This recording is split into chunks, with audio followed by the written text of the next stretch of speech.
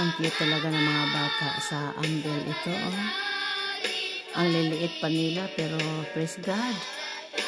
Inaalay na ang kanilang sarili, ang kanilang oras, ang kanilang talino para purihin ang ating Diyos na buhay. Praise God. Yahweh Shaddai, salamat po sa paghirang po sa mga batang ito. Purihin ka, Ama.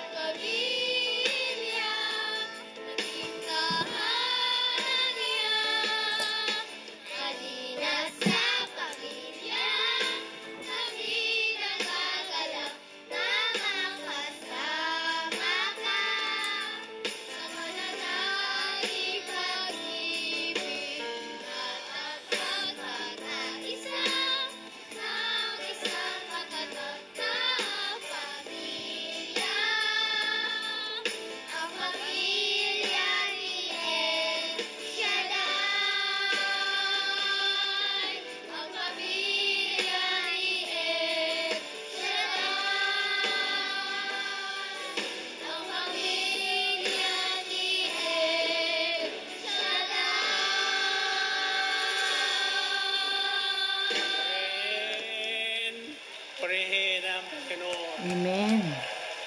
Kumusta na kayo? Thank God. You are blessed. Diyos talaga. Ay na, mayaman pa, matalino, matuwid, marangal, wagas na pag-ibig, malaya, payapa ang kalooban, maginhawa at matagumpay. Praise the Lord.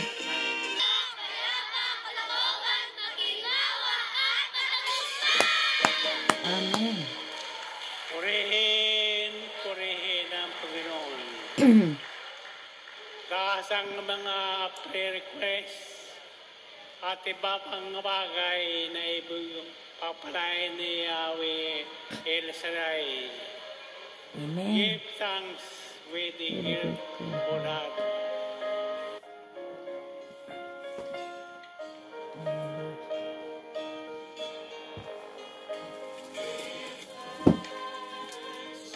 Grateful heart, give thanks to the Holy One. This is given Jesus Christ. Hindi pa ba request natin? Give thanks. Ito pa. Grateful heart, give thanks to the Holy One. Give thanks because it's given Jesus Christ, His Son. And at the weak say, I am strong. At the poor say, I am rich. Sabay sigawan. Thank God I am very blessed. Thank God I am blessed. Thank God I am blessed. Ang sibili kayong lahat. Amen. The first message, be not afraid, just believe. Believe. Amen. Isagaw nyo, Be not afraid, just believe. Be not afraid, just believe. Amen. The healing password is the 4 A's of Holy Name. The first song is eternally. Isang pinagpalang gabi po sa ating minamahal na punong lingkod, Brother Mike, Sister Belen, at sa ating assistant servant leader, Brother Michael Villarde, mga brothers and sisters, ako po si Brother Jelan, na ginagamit bilang preacher po sa lungsod po ng Quezon. Noong unang tinawag po ako ng Panginoon, 1993 po, ako po ay kami po umatin sa PICC na nakaranas ng himala na kung saan noong unang dalo ko talaga napakasakit ng aking tiyan. Pero doon sa magdamag na pagpupuri sa Panginoon ay nagtaka ko biglang nawala po yon. And then naglingkod po ako sa Galas chapter bilang isang mga awit at manunugtog. At dumating po yung time, ako po ay nakapagtrabaho. So naging busy po ako sa trabaho. And then ang naging focus ko po ay sa pagtatrabaho po. And then ang ginagawa ko na lang po, nagpipinance na lang po ako sa gawain po ni El Shaddai sa Galas chapter kung anong kulang gamit habang nagtatrabaho. Ako po yung nagbibili ng mga gamit po. Pero pagdating po ng mga ilang panahon, 2007 mga kapatid, ako po'y nakaranas ng matinding pagsubok. Ako po'y nagkaroon ng colon cancer. 3 doktor po ang tumingin sa akin. Lahat po sila, puro ang diagnose is cancer. Ang pinakahuling doktor po ay sabi, after ng operation, ako po ay ikikemo. Pero nag-second opinion po kami at nagpa-biopsy. And then, hindi ko po alam kung ano pong gagawin ko po noon. Talagang yung katawan ko bumagsak, pumayat po ako noon. Yung 37 ko na bewang, naging 27 po. Payat po ako noon. Pero dahil po sa salita ng Diyos na ipinapangaral po ng ating punong lingkod, talagang sabi ng ating punong lingkod, kapag kayo'y nakinig, dumating sa inyo ang salita ng Panginoon, paniwalaan nyo, tanggapin nyo at sabihin nyo. Talagang merong kapangyarihan ang salita ng Diyos. Nung abang ako'y po'y nakakaranas ng sakit, hindi ko alam kung gagaling pa po ako noon. Wala na po akong ibang pag-asa. Kaya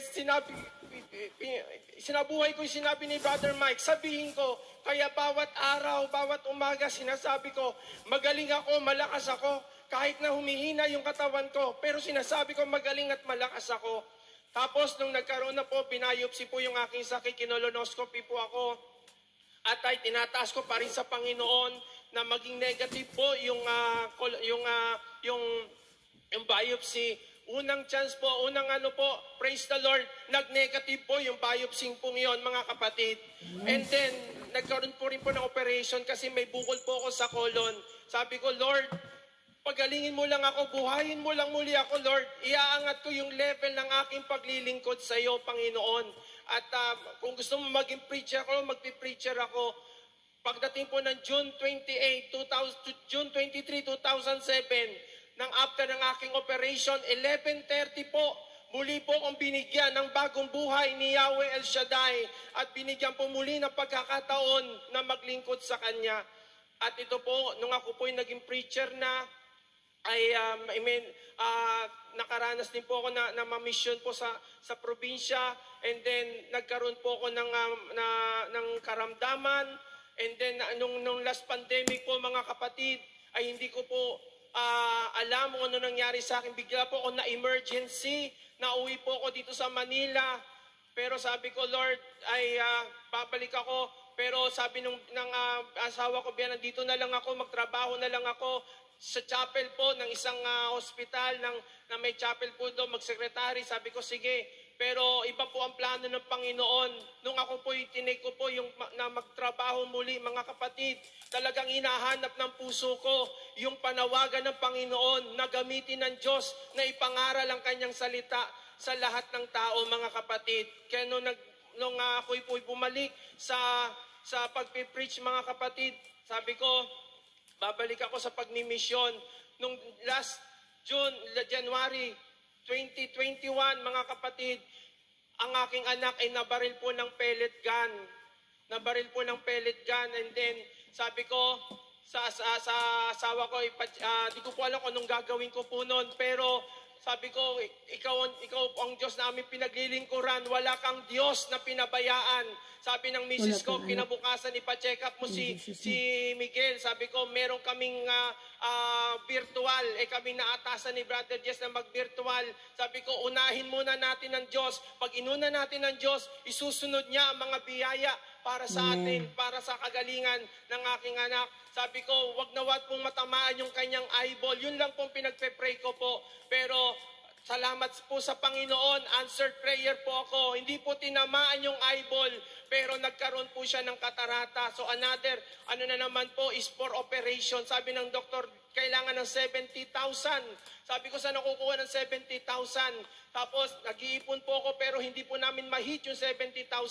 Biglang bumukas muli yung mission, yung pagmi-mission ko uli sa probinsya, sa lugar ng Ilocos. Sabi ni Mrs., pupunta ka ng Ilocos, paano yung anak mo? Sabi ko kay Mrs., tandaan mo, pag inuna natin ang Panginoon, isusunod niya ang biyaya. Sabi ko sa aking asawa, tumuloy ako sa mission ng Ilocos last year, 2022. At totoo nga po mga kapatid, hindi ko po sinabi na may problema ako sa aking anak, maging sa aking kapatid, hindi ko po sinabi doon sa aking misyon. Baka isipin nila nagpaparinig ako, hindi nila alam yung wala akong pinagsabihan ni isa man sa kanila.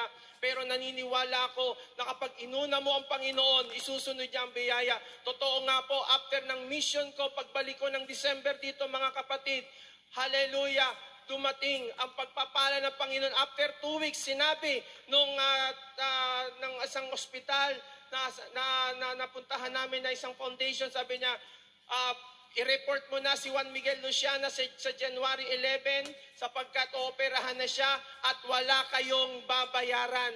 At salamat sa Panginoon at tunay nga po na kapag tayo inuna natin ng Panginoon, nakinig tayo ng kanyang salita, at sinabuhay natin, hindi tayo pababayaan ni Yahweh El Shaddai, mga kapatid. At maraming salamat po.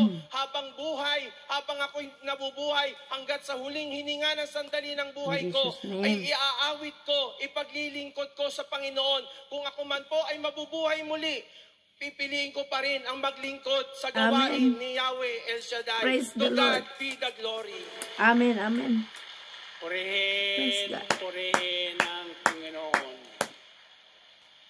First day of our holy name is stands for eternal or everlasting love. Jeremiah 31 verse 3, the Lord says, appeared to us in the past, saying, I love you with an everlasting love. Mahal tayo ng Diyos. Kaya hindi pa rin tayo pabayaan ng Diyos. Amen. Ang lingkod ng Diyos, ang paglingkod sa Diyos, pagdalo sa gawain, paglingkod na hindi natin sa bahay nakikiramay sa mga lumadalo. Nakikisa. Kayong dalo. Amen, Lord. Amen, Lord. Yes, Lord. In Jesus' name, God. In Jesus' name. Salamat, Lord. Ang spiritual kayo lahat. Amen, Lord. Amen. Praise the Lord. Mapagpalang gabi po, Brother Mike, Sister Belen, and family, and sa inyo po mga brothers and sisters. Ako po si Sister Son Soto ng Quezon City. Ang ipapatotoo ko lang po ay ang pagkawala ng aking brother husband. September 10, 2022, nang biglaan pong sumakabilang buhay ang aking brother husband. Totoo pong napakasakit na mawalan ng minamahal sa buhay. Mahirap po ang mabalo. Pero tunay nga po na napakabuti ng Diyos.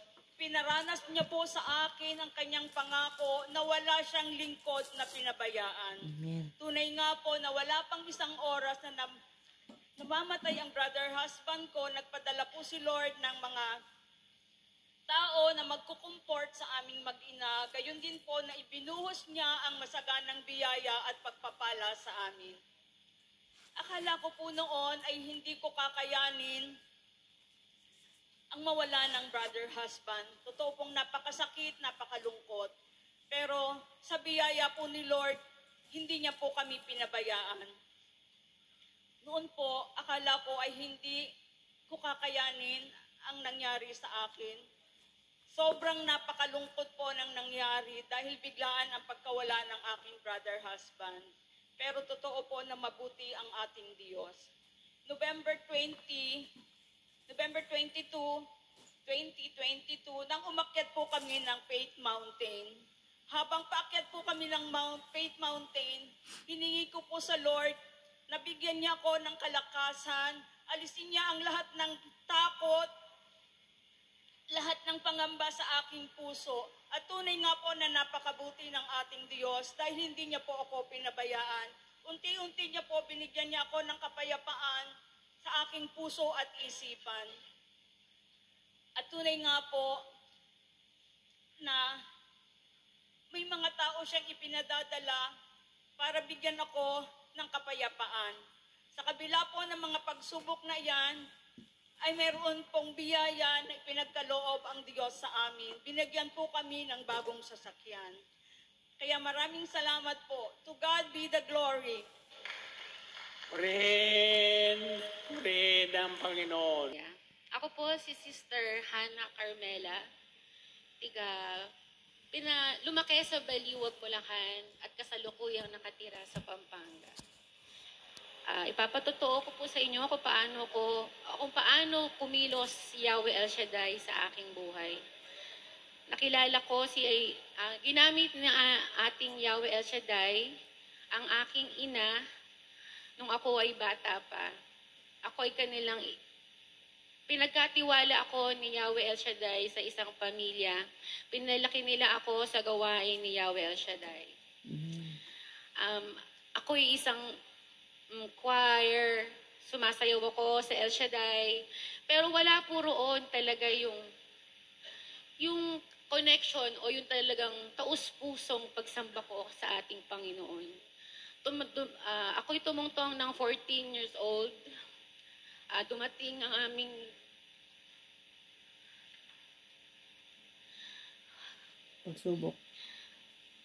Pagsubok, sister? Ako po ay nagkaroon po ang aming pamilya ng pagsubok kung saan nagdesisyon ng aking ina na hanapin ang aking tunay na ina.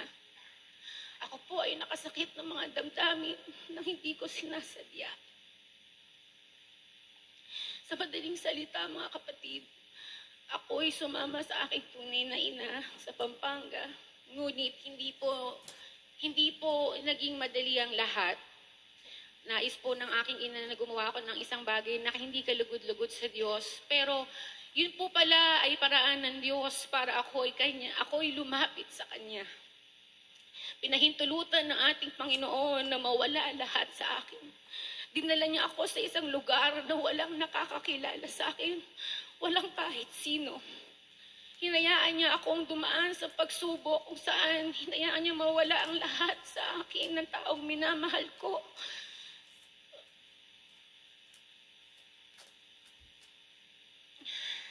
Hallelujah. Pero napakabuti ng Diyos. Naparaming pagsubok na dumaan sa akin, mga kapatid, dahil ako ay napariwara Ang buhay. at ako'y nawala sa presensya ng ating Panginoon. Gumawa ako ng mga hindi mabuting bagay. Alam niyo na po kung ano yun. Pero hanggang sa lahat ang aking pagpatol sa kapwa ko babae. Binigyan ko po ng kahihiyan ng aking pamilya dahilan para mula nung ako'y 14 hanggang sa kasalukuyan, hindi ko na sila nakasama. Tunay ngang alam ko ang pakiramdam ng nag-iisa, pero napakabuti ng Diyos. Kahit wala man akong maturing na pamilya sa atin, pero sapat na sa akin ang pamilya ni El Shaddai na noon bata pa lang ako. Alam ko, itinakda ng Diyos ang araw na ito. Alam ko, Bago pa lang ako ay sinilang, ito ay tinakdanan niya. Amen. At alam ko na darating ang araw na itong bata sa aking tabi, mga kapatid, ay tulad ko rin. Siya ay pinagkatiwala sa akin ng Diyos. Ako na ngayon ang aking ina. 10 years after kong nakausap ulit ang aking mami, humingi siya sa akin ng kapatawaran sa kanyang pagkukulang. Sinagot ko siya na humingi rin ako ng kapatawaran dahil ako'y nakasakit sa kanilang damdamin. Bilang ina, nasaktan ko siya at ang aking buong pamilya na wala namang ibang hinangad kundi ako ibigyan ng magandang buhay. Ang sinabi ko po sa aking ina, Mami, hindi ko man naramdaman ang pagmamahal ng isang ina na matagal ko nang hinanap sa tao. Pero sapat na pinakilala mo sa akin si Yahweh El Shaddai. Dahil yun yung alam kong Malaking tulong. yung dasal ng ina, ito'y talagang napakabisa. Hindi ko man nakasama ang aking ina. Alam ko na ang dasal ng magulang sa kanilang anak ay dinidinig ng Diyos. Kailanman hindi ako nagtanim ng galit sa aking ina o kahit kanino man, yan ang itinuro sa akin ng aking ina na wag kang gaganti, wag kang sasagot sa iyong magulang. Mahalin mo ang kapwa mo. Kahit ako pa man po ay nakusahan, sinabihan ng masasakit na salita. Pero ako po, ang aking paniniwala po, ang Diyos alam ang lahat. Amen. Sabihan man ako ng hindi totoo ng tao, alam ng Diyos ang aking puso at isipan. Alam ko, nakasama ko ang Diyos sa lahat ng aking hakbang sa buhay. Hindi niya pinanghiling tulutan na mawala lahat sa akin. Tanging itong batang ito, ang pinagkatiwala sa akin ng Diyos. Alam kong ginagamit niya ako dahil balang araw, siya ay itatayo rin sa inyong harapan para ipagkasigawan na ang pagpapatawad sa ating magulang, lalo na sa magulang. Kahit gaano pa kasama ang ating magulang sa atin, dugot laman nila sa kanila nagmula. Nung humingi ako sa Diyos, Lord, sana makita ko ulit ang aking ina. Napakabuti ng Diyos. Nang dahil sa mais na puti na sinundan ko, may malaking high ace na kulay black na may malaking sticker ng El Shaddai. Mga brothers and sisters, sinundan ko po iyon. At siya po, yung van na yun, ang nagturo sa akin, sa aking ina na nandoon sa may bangketa. Sabi ko, hallelujah, praise the Lord, ma. Matagal na kitang hinahanap. Natatandaan mo ba? Kilala mo ba ako? Mga brothers and sisters, imbis na sumbatan ko ang aking ina sa kanyang ginawa. Sabi ko, Mama, maraming salamat. Kasi imbis na pinalaglag mo ko, imbis na sana pinatay mo na lang ako, binigyan mo ko ng pagkakataong mabuhay. Binigyan mo ko ng pagkakataong maranasan ng pag-ibig ng Diyos. Hindi man binigay yon sa akin ng tao. Salat man ako sa pagmamahal ng tao. Walang mang nais kumilala sa amin dahil sa kasalanang nagawa ko noon. Pero alam ko, ang Diyos, tanggap ako at alam ko, sapat na sa akin na ako'y kinikilala ng Diyos na kanyang anak. Wala mang kumilala sa aking magulang. Alam ko, kinikilala ako ngayong oras na to ng Diyos sapagkat mga kapatid, totoo ang Diyos. Totoo ang Diyos ay pag-ibig. At totoo, love conquers all. Napakahirap magpatawad. Totoo. Pero walang mahirap sa Diyos. Amen. Na, sabihin ko po sa inyo, yung minsang nagtangka sa buhay ko na ako'y gawa ng masama, ibinigay ko po ang pagpapatawad sa Kanya ng buong puso. Pero kung wala po ang Holy Spirit at wala si Yahweh El Shaddai sa aking puso, hindi ko po iyon magagawa. Hindi ko po mararanasan ng pagpapala at pag-ibig ng Diyos kung hindi ko po sinunod ang payo ng aking pastol. Wala man po ako narinig na payo na magulang Pero ginamit ng Diyos si Brother Mike. Brother Mike, I love you. Mahal na mahal kita, Brother Mike. Salamat po. To God be the glory. And Pepe stands for every Believe that our miraculous God can do and will do remarkable things tonight.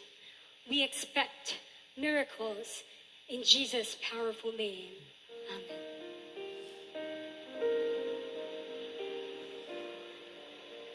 Miracle tonight.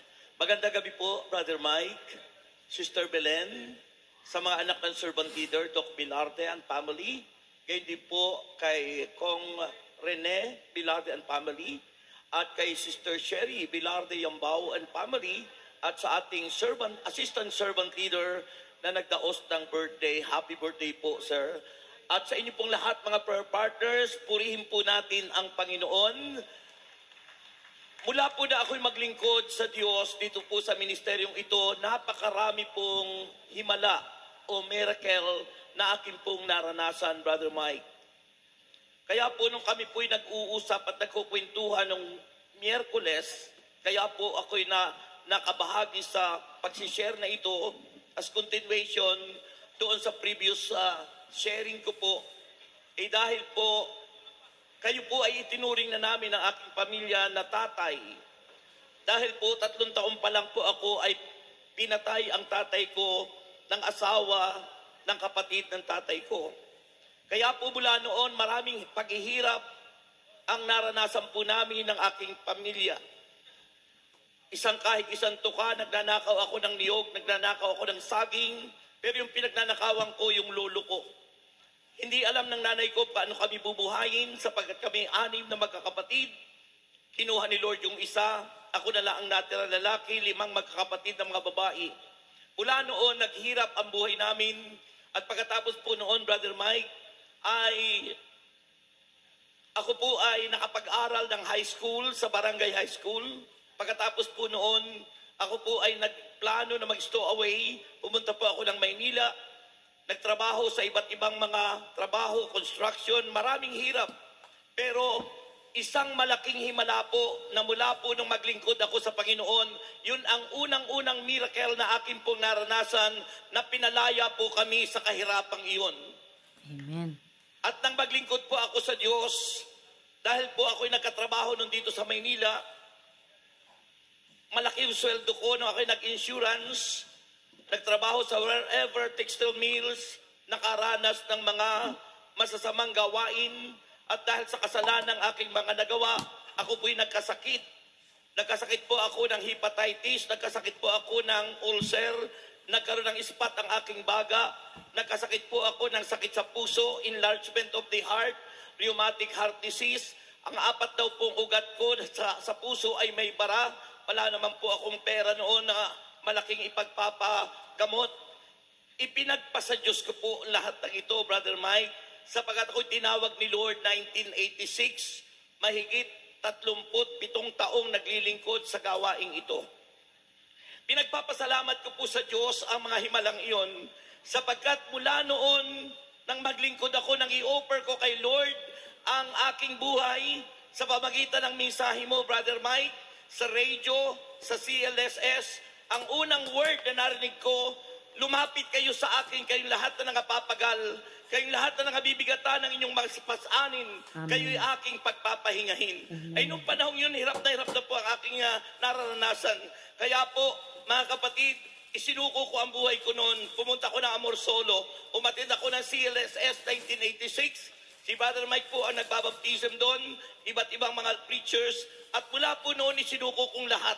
Mula noon hanggang ngayon, sabi ko, ako'y maglilingkod sa Diyos at ang natitirang buhay ko ay ipaglilingkod ko pa rin sa Diyos. Pangalawang himalaya na ginawa ng Diyos sa akin sa ministeryong ito, pinagaling ako sa pamagitan ng mga salita ng Diyos na pinapahayag ng ating minamahal na punong lingkod.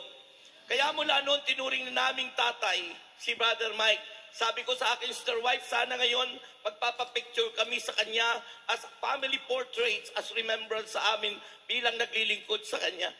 Mula po noon hanggang ngayon, ang pangatlong tagumpay na aking naranasan, hindi po ako nakapagtapos ng pag-aaral, nag-stowaway ako dito, puro umpisa, puro mga positive seminars ang aking natatapos.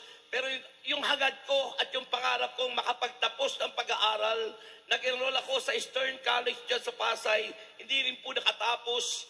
At salamat sa Diyos, nagtayo ang servant leader ng College of Divine Wisdom. Sabi ko, kahit may edad na ako, matanda na ako, age doesn't matter in studying, mga kapatid. Kaya po noong 2019, ako po'y nakagraduate dito sa College of Divine Wisdom. Noong pa nga, pinagtatawanan ako kapag nagsasalita. Yung mga pronunciation ko, yung aking mga pagbigkas ng mga wording, hindi ko mabigkas ng tama. Pero thank God, salamat Brother Mike, may College of Divine Wisdom na nagturo at nagbigay ng kalakasan, nagtagumpay at naging sa akin masasabi ko, successful, sapagkat mula po na maglingkod ako, more than 20 countries po ang napuntahan ko na, kasama na po yung mga tour na binibigay sa amin ng Panginoon sa misyon, at pati po ang apelido kong Amerika ay narating ko na po, mga kapatid, sapagkat ito'y biyaya, himala, miracle na bigay ng ating Panginoong Jesus. Kasama po dyan ang tagumpay na sa pamagitan ng ministeryong ito, ang aking kapartner sa aking buhay ngayon ay bigay din ni Yahweh El Shaddai. Purihin at pasalamatan ang ating Diyos. To God be the glory. Praise God. Thank you, Brother America. Purihin ang Panginoon. Praise the Lord. Hallelujah. Sabi niya sa ating mahal na pulong lingkod, isigaw natin ng 3 beses. Gagaling ako, gagaling ako, gagaling ako. Salamat Lord, maraming salamat Panginoon sa mga inspiring messages Lord, sa mga nagbahagi ng kanilang mga testimonies, talaga nakaka-inspired, at higit sa lahat ang mensahe ng ating mahal na Panginoon Jesus through Brother Mike. Kaya at sa banal na misa kanina Lord, maraming salamat po, at sa lahat ng mga nakikinig, pagpalain po kayong lahat. Pagpalain tayong lahat ng ating Diyos na buhay. Sa ngalan ng Ama, Anak at ng Espiritu Santo. Amen and Amen.